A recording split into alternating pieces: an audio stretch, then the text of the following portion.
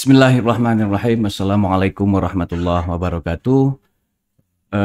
Selamat siang para pemirsa podcast Informatics Podcast yang siang hari ini kita mulai membuka sesi perdana di mana podcast ini didesain oleh program studi Teknik Informatika Fakultas Sains dan Teknologi UIN Sunan Gunung Jati Bandung yang alhamdulillah program podcast ini pertemuan perdana hari ini. Alhamdulillah kita akan mulai, mudah-mudahan bisa mengawali atau bisa menjadi awal pada program-program podcast berikutnya di program studi Teknik Informatika secara simultan dan berkelanjutan. Perkenalkan, saya Cepi Slamet. Hari ini ditugasi sebagai host untuk program perdana yang alhamdulillah pada hari ini sebetulnya dari serangkaian program-program atau rencana-rencana program yang sudah disiapkan oleh program studi Teknik Informatika, hari ini insya Allah akan menghadirkan gestar perdana dan utama tentu saja, yaitu Bapak Rektor UIN Sunan Gunung Jati Bandung, Profesor Dr. Kiai Haji Rosyohan Anwar MAG. Baik, tidak perlu berpanjang kalam untuk sesi pembuka karena satu dan lain hal terkait dengan waktu dan lain-lain. Durasi beliau juga dalam kesibukan yang sungguh sangat kompleks, banyak rangkaian rapat dan lain-lain. Kita hargai itu dan kita coba secara direct langsung memperkenalkan dan menghadirkan Profesor Dr. Rosyohan Anwar MAG. Baik, terima kasih Pak. Assalamualaikum warahmatullahi wabarakatuh. Waalaikumsalam warahmatullahi wabarakatuh. Ya, alhamdulillah. Apa kabar Pak? Baik. Alhamdulillah, terlihat sangat segar dan sangat sehat hari ini dalam kesibukan yang sungguh sangat luar biasa tentu saja Prof ya. Baik, alhamdulillah Prof, izinkan saya di sini sebagai perwakilan dari salah satu dosen Prodi Teknik Informatika untuk mendampingi Bapak di sini, mendampingi Pak Rektor dalam sesi perdana program podcast di Prodi Informatika. Kebetulan kami di Informatika, saya informasikan dahulu bahwa programnya kurang lebih disebut sebagai Sakti Informatics Podcast, di mana Sakti itu akronim dari Smart, Knowledgeable, dan Transformative. Itu mungkin selaras dengan nilai-nilai yang terkandung dalam visi program studi kami yang tentu saja sebagai turunan dari visi misi fakultas dan universitas tentu saja.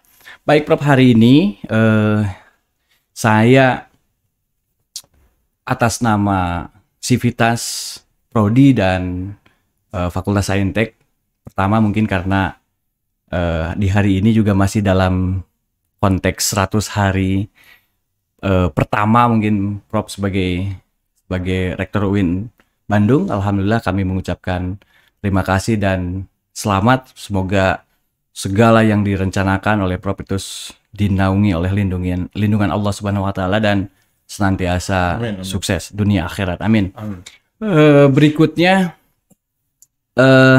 sebagai informasi awal saja Pak, bahwa rangkaian besar sudah Bapak gulirkan di dalam durasi 100 hari pertama ini.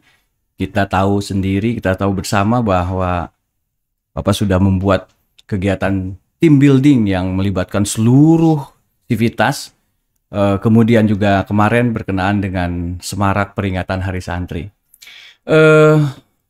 Namun dalam hal ini mungkin izinkan bahwa saya juga di kegiatan team building, Bapak sebagai Rektor UIN Sunan Gunung Jati Bandung sudah menyampaikan preliminary atau draft awal dari rancangan visi yang Bapak buat yaitu kurang lebih mewujudkan Universitas Islam negeri yang unggul, kompetitif, dan inovatif berbasis rahmat bagi semesta di tingkat Asia Tenggara pada tahun 2027. Mungkin hari ini mudah-mudahan Pak Rektor berkenan kiranya bisa berbagi anggap saja ini juga bisa jadi sharing session bagaimana visi itu kemudian diformulasikan dan memang insya Allah tepat untuk kita bersama pedomani gitu. Baik, kira-kira dari Prof sendiri apa yang bisa diketuk tularkan kepada kami di sini, kepada masyarakat informatik, masyarakat fakultas, atau lebih umumnya di masyarakat universitas terkait dengan visi ini? Silakan Pak, mungkin kira-kira. Mohon maaf. Terima kasih Pak Wadek.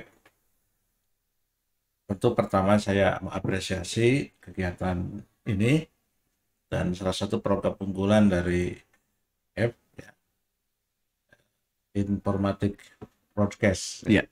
Dan saya berharap ini terus dilaksanakan secara rutin untuk melaporkan kegiatan universitas atau fakultas ke masyarakat kampus khususnya ya. Nah, terkait dengan visi yang saya bangun untuk kampus UIN Bandung ini, tadi visinya sudah dibacakan oleh Pak Wadek. Betul. Menjadi universitas yang unggul, kompetitif, inovatif, berbasis rahmat dan alamin di Asia Tenggara 2027. Ya. Ini visi tentu karena kita masih dalam proses finishing Renstra. Mungkin nanti ada perubahan dikit-dikit, tapi kira-kira poin-poinnya di situ ya. Pertama, kita menginginkan kampus UIN Bandung itu kampus yang unggul. Lalu kemudian kampus yang kompetitif, kampus yang inovatif, tapi itu semua harus berbasis rahmatan lil alamin. Lalu kemudian cakupannya di Asia Tenggara tahun 2027. Nah, ini visi sebenarnya tidak berangkat dari ruang kosong, ya. Tapi berangkat dari existing UIN Bandung yang Betul. Saat ini kita patut bersyukur pada Allah Subhanahu wa Ta'ala karena posisinya pada posisi yang bagus ya.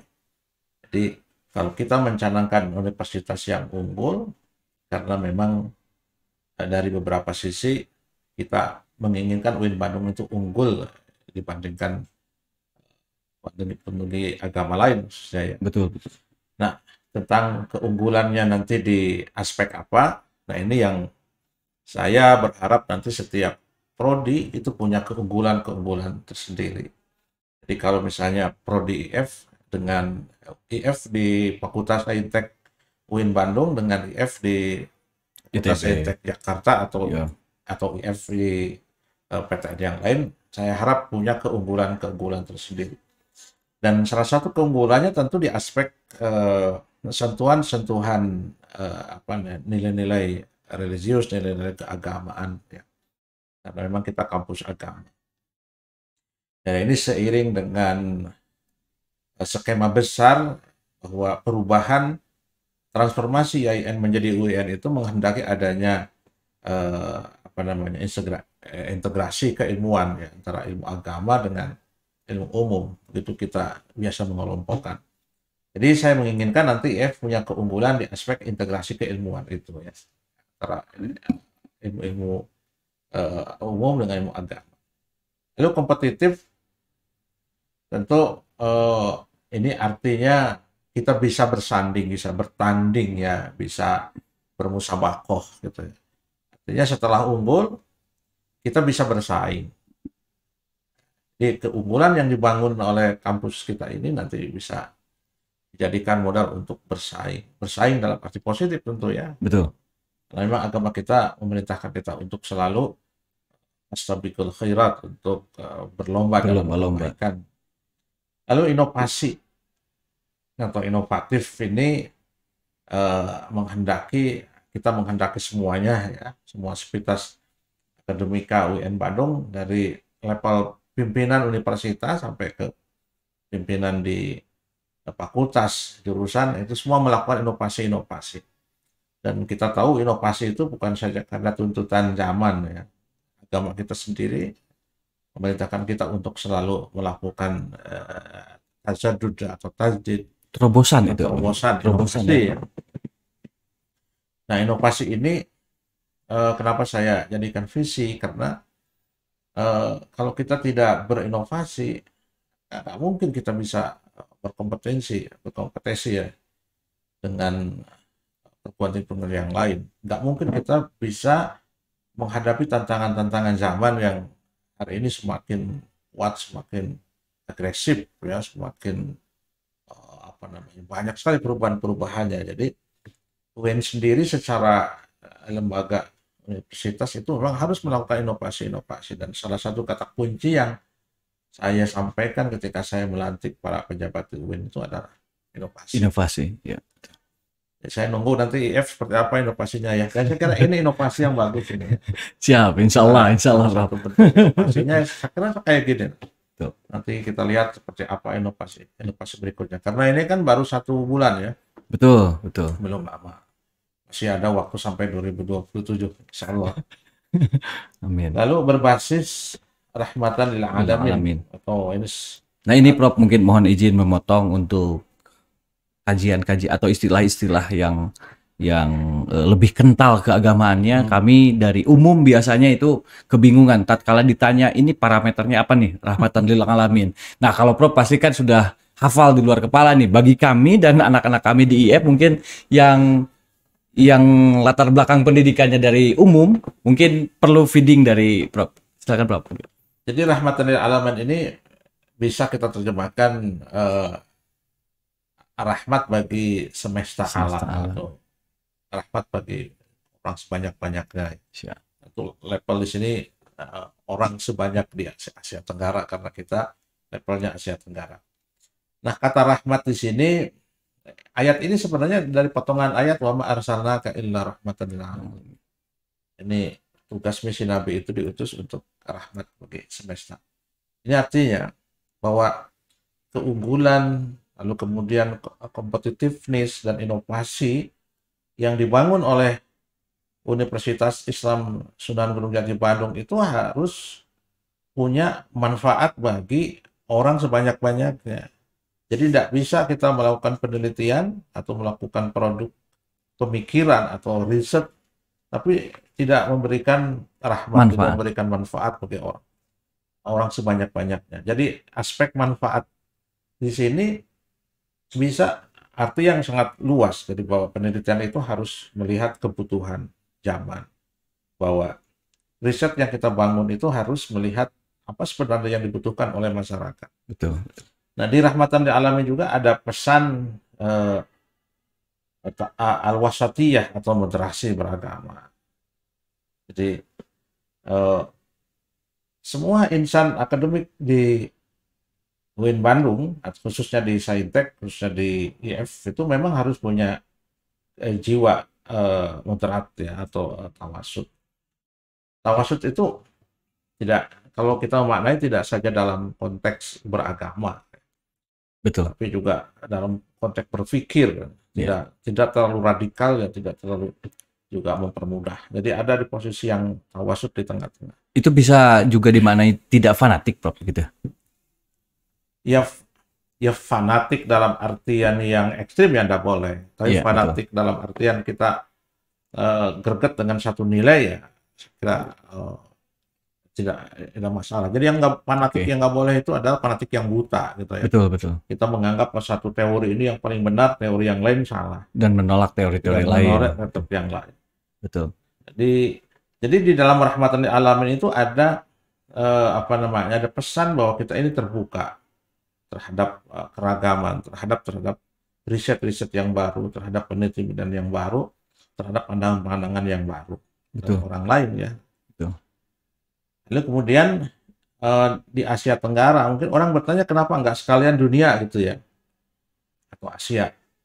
Ya, karena kita jadi kita sudah punya RIP ya, Rencana Induk Pengembangan UIN Bandung sampai 2045, dan di sampai 2029 kita ini masih di Asia Tenggara. Betul, betul. Apa namanya, di Asia Tenggara. Skupnya masih Asia Tenggara. Asia Tenggara. Meskipun kita harus akui dan syukur pada Allah Subhanahu wa taala di beberapa aspek ya, kita ini sebenarnya sudah melampaui Asia Tenggara ya. Misalnya dari apa namanya, dari capaian-capaian riset kita ya, capaian-capaian Scopus dan sebagainya. Ya, tapi tetap saja dari apa namanya, roadmap RIP kita fokus areanya di gitu aja. Asia Tenggara. Jadi sebenarnya kalau Asia Tenggara itu nggak berarti di bawah Asia. Sudah terlampaui berarti Prof ya. Kata lainnya sudah terlampaui. Beberapa sisi ya, tapi banyak yang belum terlampaui juga. Ya. Betul, betul. Yang kita inginkan kan bukan hanya di riset saja, tapi juga di aspek yang lainnya, inovasi, lalu kemudian apa namanya, inovasi pembelajaran, atau kemudian pengabdian dan sebagainya. Betul. Jadi Tridharma perguruan tingginya harus unggul, kompetitif di Asia Tenggara. Betul. Kalau riset mungkin ya, karena kita di rankingan kita kan nomor 1 versi Weibo dan versi Mago. Mago ya. Di PTKIN tapi ya. Betul. Di PTKN. Tapi tentu kita tidak saja di aspek itu ya, tapi di Tridharma perguruan tinggi. Ya. Semakin bangga kita Prof jadi bagian dari UIN Sunan Gunung Jati Bandung. Kalau mengetahui targetnya, walaupun memang belum semua, tetapi ada beberapa aspek setidaknya yang sudah melampaui target areanya begitu ya. Alhamdulillah. Berikutnya mungkin Prof terkait dengan elaborasi yang sempat kami tangkap di kegiatan capacity building yang kemarin itu, bahwa untuk merealisasikan pencapaian visi 2027 itu terdapat beberapa milestone yang saya coba catat pada saat itu. Yang pertama, di tahun ini fokusnya adalah digitalisasi, tahapan-tahapannya. Kemudian yang 2024 tahun depan itu pencapaian untuk target SDM unggul, kompetitif, inovatif, dan moderat. Kemudian yang 2025 satu tahun berikutnya adalah internasionalisasi. Mohon maaf kalau udah siang agak begini. Kemudian 2026 itu Smart Campus, dan 2027 unggul, kompetitif, inovatif, dan inovatif di Asia Tenggara. Saya yang pertama pengen mendapat gambaran umum mungkin Prof dari peta digitalisasi di kita sendiri, karena ini menjadi fokus di tahun ini. Alhamdulillah juga kami kalau sebagai bagian dari Informatics juga cukup merasa bangga dan percaya diri bisa berkontribusi tentu saja pada upaya pencapaian visi yang direncanakan. Berikutnya itu karena tagline utamanya adalah Smart Campus, mungkin kira-kira gambaran umumnya seperti apa Prof yang dicita-citakan oleh universitas kita itu? Ya, baik. Memang tagline kita ini diantaranya Smart Campus. Ya. Dan Smart Campus yang terbayang oleh kita adalah Smart Campus yang cerdas, ya. Kampus yang pintar. Dalam bayangan kita, kampus yang cerdas itu adalah kampus yang memberikan pelayanan secara mudah, secara transparan, ya. Dan serba digital. Dan Smart Campus itu mesti diawali dari proses digitalisasi, transformasi digital. Betul. Kenapa saya targetnya di 2023 Desember sampai Desember 2023? Karena sesungguhnya proses digitalisasi itu sudah kita mulai lama. Sudah di periode kepemimpinan yang kedua dari itu, sebenarnya kita sudah mencanangkan digitalisasi. Jadi kalau 2023 itu saya mengatakan proses digitalisasi itu harus sudah selesai di 2003, karena kita mulainya sudah lama. Oh iya. Sudah lama, dan kita alhamdulillah proses bisnis untuk digitalisasi itu sudah hampir selesai ya. Jadi ini yang sebentar lagi akan kita launching itu. Kapan kira-kira Prof itu launchingnya? Tanggalnya mungkin sudah ada. Nanti kita akan launching pas 100 hari saya. Alhamdulillah. Mantap. Di bulan 11 November 11 November. 2023. Tanggalnya berapa, Prof? Tanggal 11. Tanggal 11. Ya. Oh, pas. 11 November ya. Saya dilantik 11 Agustus. Betul, Agustus, September, Oktober, November berarti ya, Prof. Iya, betul. Betul. Nah, itu Alhamdulillah. nanti kita akan launching dua program digitalisasi ya. Pertama e-teras dan esrat. Iya. Jadi esrat itu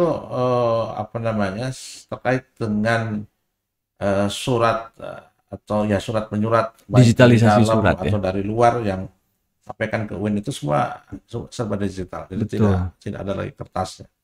Jadi orang mau bikin apa, mengajukan cuti atau segala macam itu semua sudah berbasis digital. Begitupun proses pengesahan dari pejabat-pejabat terkait semua serba digital. Berarti bisa kapanpun, Prof ya, di mana bisa kapanpun. Ya. Tidak ada alasan. Ya. Smart Kampus itu kampus yang cerdas, diantaranya pelayanannya cepat dan mudah. Betul. Jadi Pak Wadek 2 kalau ada dinas luar misalnya ke Garut misalnya. Siap. Ya itu surat-surat yang sampai ke fakultas atau ke meja Pak Wadek 2 itu bisa langsung dibaca. Oh iya, siap. Dan langsung direspon. Langsung direspon. Ditindaklanjuti. Ya. Lalu kemudian yang kedua program e-teras. Jadi soal e-teras itu e-teras ya. Ya, tadi serat e-teras. Oh iya. Okay. E-teras itu kita ingin mengumpulkan semua agenda-agenda di unit-unit itu dalam satu beranda. Betul. Jadi di situ nanti siapapun masyarakat kampus akan mengetahui misalnya hari ini Rektor UIN Bandung sedang kegiatannya apa gitu, begitu jam ya. sekian itu sudah ada semua di situ. Ya. Dan semua masyarakat kampus bisa melihat. Bisa mengakses itu ya, Prof. Nah, lalu kemudian aspek digitalisasi pembelajaran kan sudah hampir selesai. Sudah ini ya. Kita absen sudah di Salam, kemudian juga isi materi-materi di LPKS juga di Salam. Kita LMS sudah jalan. Gitu. Jadi saya harapkan Desember ini proses digitalisasi itu sudah selesai. Ya, sudah selesai itu dalam kapasitas sesuai dengan kebutuhan UIN ya. Karena digitalisasi itu kan satu wilayah proses panjang ya, Prof ya. Betul. Lalu kemudian di tahun berikutnya kita menginginkan peningkatan mutu SDM. Betul. Jadi kita menginginkan di 2025 itu kompetensi dosen itu benar-benar ditingkatkan. Itu dalam koridor tridharma perguruan tinggi. Misalnya untuk peningkatan aspek pedagogik dari bagi dosen-dosen ya, atau wawasan tentang riset dan sebagainya. Saya ingin ke 2025 itu mungkin banyak sekali kita melakukan pelatihan atau mengutus orang kemana gitu. Betul. Lalu selanjutnya adalah tahun 2025 ya. Itu internasionalisasi. Nah, dan internasionalisasi itu sebenarnya juga kita sudah memulai ya, sudah upaya itu ya. Tapi di 2025 itu kita ingin lebih intens lagi gitu ya. Kita akan mendatangkan banyak mahasiswa ke kita akan banyak mengirim mahasiswa keluar, tukaran dosen. Lalu kita akan menghadirkan banyak dosen-dosen dari luar gitu ya. Lalu program mobility program kita akan perbanyak gitu sehingga banyak mahasiswa yang bisa kuliah di MBKM di luar negeri gitu, sebagainya. Termasuk ingin juga dosen-dosen dan teknik punya atmosfer akademik di Indonesia. Supaya itu di 2025. 2026 baru smart campus ya. Betul, smart campus. Nah, mungkin total di sini ya, Prof ya. Digitalisasinya kan udah mulai kan. Nah, kita sudah bekerja sama ya dengan BUMN kita. Alhamdulillah. Indonesia untuk membangun smart campus di 2025 itu. Jadi roadmap-nya kita sudah tahu. Dari rangkaian smart campus yang sudah ada itu kita tinggal menyempurnakan saja. Sehingga nanti di 2026 ya. Betul. 2026 itu apa yang kita sebut dengan kampus cerdas itu mudah-mudahan terwujud ya. Amin. Kelakar-kelakar saya misalnya yang sering saya sampaikan. Mahasiswa itu hanya punya satu akun saja. Jadi dengan akun itu dia bisa masuk ke kemanapun ya. Mana saja gitu ya. Seluruh fasilitas kampus. Kemudian dosen hanya menyerahkan satu dokumen Awal. itu sekali saja. Jadi kalau dia sudah menyerahkan satu KTP, maka dia tidak pernah akan, karena dia akan tersimpan secara digital dan terkoneksi dan sebagainya. Kan saya menginginkan untuk LKD-BKD itu dosen itu sudah tidak perlu repot-repot karena semua sudah terkoneksi. Dan ketika dia ngajar, maka absennya sudah otomatis terkoneksi dengan sistem itu. Betul. LKD-BKD begitu juga pengabdian, dan sekali dia input dalam satu aplikasi, tapi kemudian dia bisa terkoneksi dengan kemana-mana. Jadi serba mudah, serba gampang, serba cepat gitu ya. Itu kampus cerdas. Baik, alhamdulillah, mudah-mudahan kami semua di Prodi ini berdoa supaya memang secepatnya terwujud dan cita-cita kita bersama, khususnya cita-cita Pak Rektor bisa terselenggara, bisa terwujud. Dan tentu saja saya nggak bisa, saya membayangkan bahwa kondisi di 2027 ini untuk kampus kita itu akan seperti apa. Tentu saja setidak-tidaknya ada satu kata yang bisa mewakili, mungkin membahagiakan, mungkin begitu, karena segala kemudahan tentu saja untuk kebahagiaan. Baik Prof, saya mungkin izin saya untuk bergulir ke apa yang dilakukan ini, agak sedikit isu lokal. Apa yang dilakukan oleh Prodi Informatika untuk merespon, sekalipun visi ini baru draft, nanti mungkin Prof yang akan melegalisasi itu, tetapi kami setidak-tidaknya dengan Prodi, dengan Bu Kajur, dengan Pak Sekjur, kemudian dosen-dosen yang lain, kami merespon itu secara positif. Mudah-mudahan salah satunya Prof adalah dengan program Sakti Informatics Podcast ini. Yang perlu saya sampaikan di sini, karena memang juga Bu Kajur juga dan Pak Sekjur titip-titip harus disampaikan, untuk program kerja kami di sini di unit podcast ini ada dua, Prof. Yang pertama adalah weekly talks, yang kedua adalah monthly talks. Artinya yang untuk weekly talks itu kami melakukan program podcast seperti ini, minimal targetnya 1 pekan 1 kali. Itu targetnya. Yang target gestarnya itu bisa dari seluruh sivitas di internal, Prof. Bisa dekanat, kemudian juga para kajur dan dosen-dosen dari prodi lain di FST, atau juga mahasiswa. Kami di Informatics akan membuka peluang ini untuk seluas-luasnya, tentu saja untuk membiasakan kulturisasi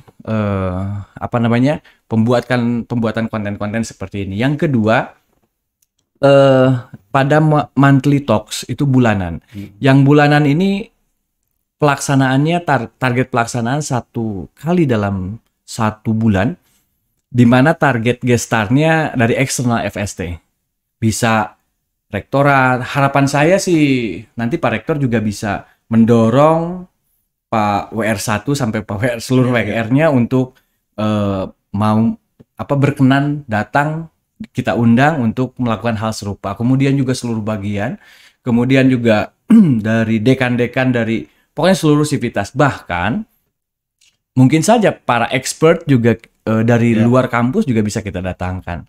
Kemudian yang sebetulnya yang sedang kita tunggu-tunggu juga kedatangan Pak Dirjen Pendis untuk mengisi ruang podcast ini.